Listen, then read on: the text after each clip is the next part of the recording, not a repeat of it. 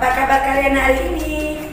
Selamat tahun baru dan semangat belajar yang baru.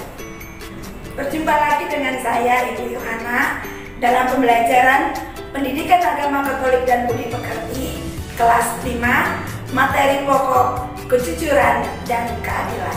Anak-anakku yang terkasih, adapun tujuan pembelajaran yang harus kita capai dalam pembelajaran kita pada hari ini, yakni yang pertama, memahami arti ketidakjujuran dan adil dalam kehidupan bermasyarakat. Yang kedua, melakukan tindakan jujur dan adil dalam hidup kita sehari-hari di tengah lingkungan hidup kita. Nah, anak-anakku, sebelum kita mulai pelajaran kita pada pagi hari ini, mari kita siapkan hati kita untuk berdoa. Dalam nama Bapa dan Putra dan Roh Kudus, amin. Allah Bapa di surga, puji dan syukur kami aturkan kehadirat-Mu, karena pada hari ini kami dapat berkumpul untuk belajar bersama.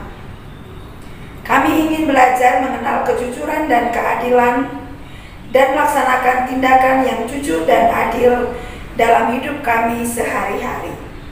Bantulah kami ya Tuhan, agar kami mampu melaksanakannya dengan perantaraan Kristus Tuhan kami. Amin. Dalam nama Bapa dan Putra dan Roh Kudus. Amin. Anak-anakku yang terkasih, kejujuran dan keadilan itu seperti dua sisi mata uang.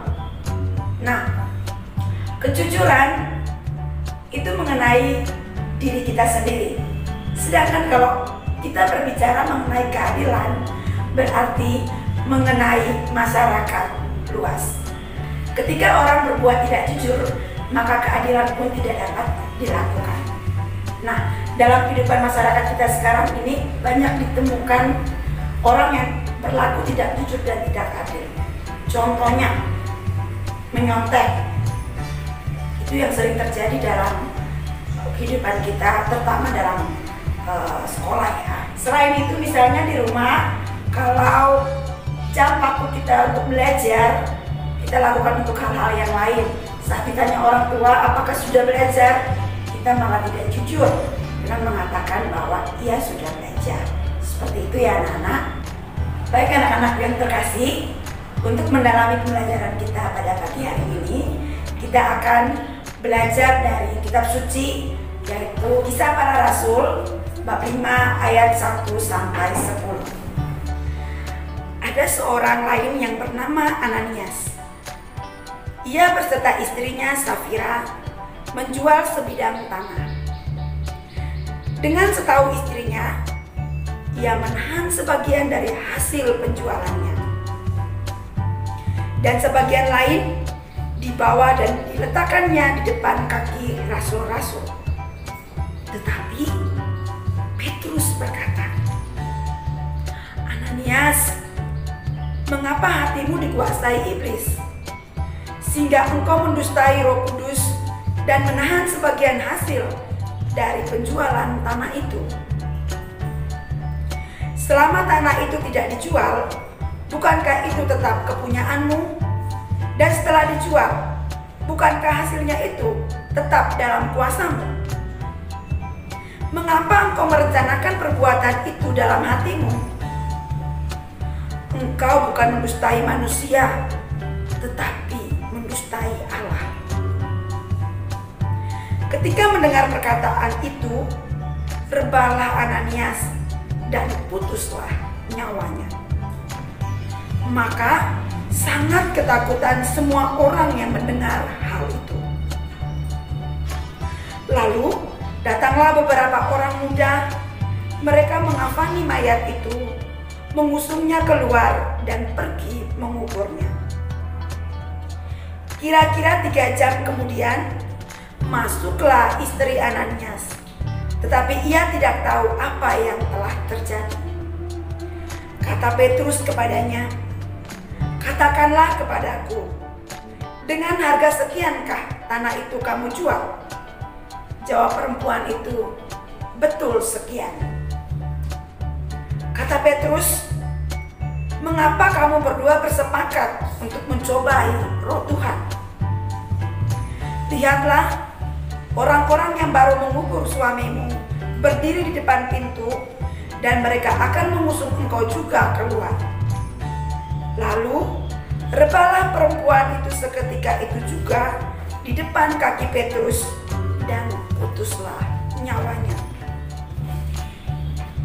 Ketika orang-orang muda itu masuk, mereka mendapati dia sudah mati. Lalu mereka mengusungnya keluar dan menguburnya di samping suaminya. Demikianlah sabda Tuhan. Syukur kepada Allah. Baik anak-anakku yang terkasih, dalam bacaan kitab suci tadi jelas bahwa perbuatan yang tidak jujur dan adil berdampak atau mengakibatkan kematian. Demikian dalam masyarakat, jika orang-orang tidak melakukan kejujuran dan keadilan, maka masyarakat akan menuju pada kehancuran atau kematian. Sebagaimana tampak atau yang digambarkan dalam Kisah Para Rasul, bahwa di hadapan manusia bisa mengatakan atau melakukan perbuatan yang tidak jujur dan tidak adil. Tetapi di mata Allah dan Roh Kudus, manusia tidak dapat mengelak dari perbuatan yang tidak jujur dan tidak adil. Oleh karena itu anak-anak, mari kita meneladani sikap yang telah diajarkan dalam kitab suci. Kita melakukan perbuatan jujur dan adil dalam kehidupan kita sehari-hari, baik di rumah, di sekolah, maupun dalam masyarakat. Nah anak-anak, untuk mendalami materi kita pada pagi hari ini, anak-anak, Ibu Yohana akan memberikan tugas, yaitu silakan menulis doa apa saja yang anak-anak lakukan secara jujur sepanjang hari ini, dari pagi sampai sore. Baik anak-anak, pembelajaran kita pada pagi hari ini sudah selesai. Mari kita menutup pembelajaran kita ini dengan berdoa. Mari kita siapkan hati kita untuk berdoa. Kita mendoakan doa kemuliaan. Dalam nama Bapa dan Putra dan Roh Kudus. Amin. Kemuliaan kepada Bapa dan Putra dan Roh Kudus, seperti pada permulaan, sekarang, selalu, dan sepanjang segala abad. Amin. Dalam nama Bapa dan Putra dan Roh Kudus. Amin. Sekian pembelajaran kita pada pagi hari ini. Sampai jumpa lagi. Bye-bye.